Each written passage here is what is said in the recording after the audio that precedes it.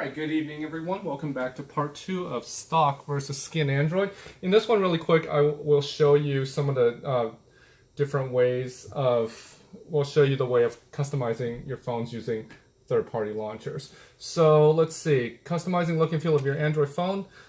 This of course can be done on most any Android phone. It's just whatever you do to it does take up some room on the phone. So it does use memory, it does use RAM. So just make sure your phone has enough memory to support it. I actually had to take Nova Launcher and icon packs and such off of this phone because there was so much stuff on it, along with my kids' games and everything, and photos and videos that he shot, that the phone couldn't even update anymore. So I brought this phone pretty much back to the stock format. As you can see on this HTC U11, it's actually running the Square Home launcher, so it makes it look like a Windows phone, which I actually really enjoy. There's also, let's see, if we go into personalize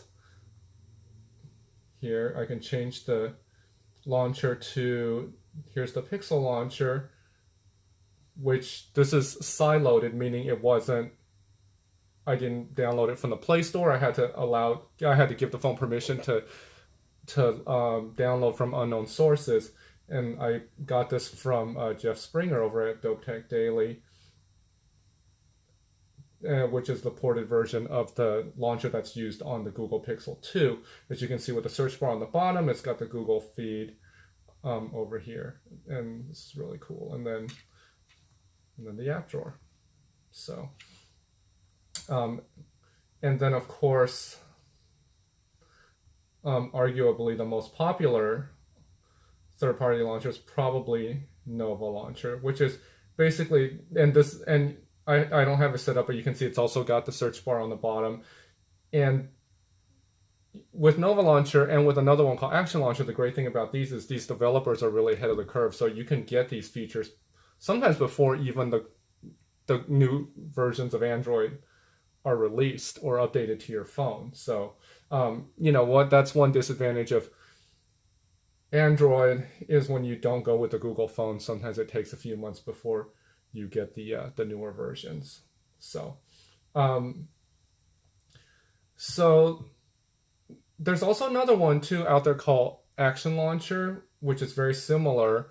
Action Launcher, the cool thing about that, it kind of does half the theming for you, meaning, let's say if you selected a wallpaper that's purple, it'll start making the folders purple. It'll put purple accents on some of the, it might change the search bar purple or whatever, or parts of it purple, just to kind of match, to make everything match. And then of course you can change it after that if you want. So all of these things are actually available on the Play Store, and you just download it. A lot of them are free. Some of them you need to pay if you want to unlock the Pro features.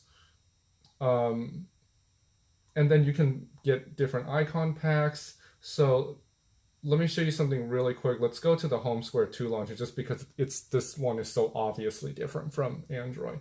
So this one makes the phone look like Windows 10. So if you pinch in and then go into the home options, and I apologize for the focus problems if this isn't clear. I'm not a professional. So let's see, icon style, and then icon pack. So these are the icon packs I have on the phone. You can actually do things like, let's say I want circular icons that look like neon lights or something. There's one called Nightmare Sphere. You set that up, hit home, and now hopefully you can see the icons have changed. They're circular now, and their outlines, they look like neon lights or something like that. And then compared to this, you can see that's completely different. And I can also change the one that's on the Pixel launcher, because that's one feature of the side-loaded Pixel launchers. They made it so that you can actually accept icon packs, which the Google Pixel can't do. So potentially you can have a couple of launchers on your phone, and you can just change it. One day it's Windows, the next day we'll go into here and we'll make it look like a Google Pixel. And then once we get tired of all of that, you can go back to Sense Home, which is the HTC Home launcher, and you get that. So again, all of that is on the Play Store minus, you know, the one that comes with the phone. You can also get different widgets. You can, and if you don't like widgets that you find on the Play Store, you can make your own. You can use KWGT widget or Zuber widget Pro, get a widget pack. They have different names for different widget packs, and you can, and they give you templates from which you can either just drop onto your phone, or you can modify them if you like. Let's say you want a clock that's triangular shape, but you want it red, you can probably find that, or if you can't, you can make that. So, and really that's the beauty of Android phones, is it lets you sort of set up your own expression of how you want to communicate with the world, with cyberspace, whatever. So, and it's just fun, you know, it's fun. It goes beyond just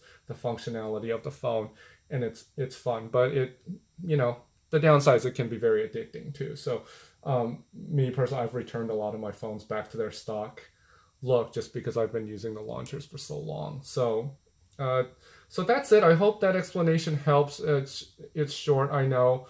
If you have any questions at all, I'll do my best to answer them. Just leave them in the comments below. Otherwise, you guys have a good night, and thank you very much.